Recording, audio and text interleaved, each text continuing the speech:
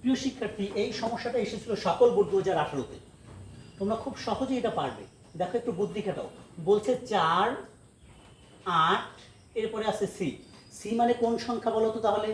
Sir C মানে তো hexadecimal সংখ্যা, কারণ বাইনারিও হতে পারে না, অক্টালও হতে পারে না, কারণ 8 আছে আর 3 আছে। তাই দেখো 4, 8, সি অনুক্রমটির পরের মান কোনটি? তাই দেখো এখানে 4, দেখো 4, 4-এর পরে কত? 8। এখানে ব্যবধান কত বলো তো? 4। 8-এর পরে কি লেখা? সি। সি এর মান কত? সি এর মান হলো কত? 12। তাহলে ব্যবধান কত? এখানেও ব্যবধান কত? 4। এর পরের মান কত হবে? যে স্যার ব্যবধান যেহেতু 4, তাহলে এর পরের মান হবে কত? 16। 16 হবে না? দেখো 16। এখন এই 16-র মান কত? এখন এই হেক্সাডেসিমালে কি 16 কি প্রকাশ পায়? পায় না। তাহলে 16-র মান কত হয় বলো তো? 16-র মান 16 থেকে 16 বিয়োগ করলে কত হয়? 0 আর 1 কত হবে? এর পরের মানটা কত হবে? 10।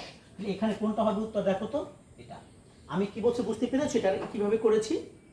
বলছে 4, 8, সি অনুক্রমটির পরের মান বা পরের সংখ্যা কত? তুমি একটু বুদ্ধি খাটাবা যে স্যার 4-এর পরে 8, এখানে ব্যবধান কত? 4। আবার 8-এর পরে সি, সি মানে কত? 12। তা 8-এর পরে 12, 8 আর 12, 4। তাহলে এই 12-র সাথে আমি 4 যোগ করব।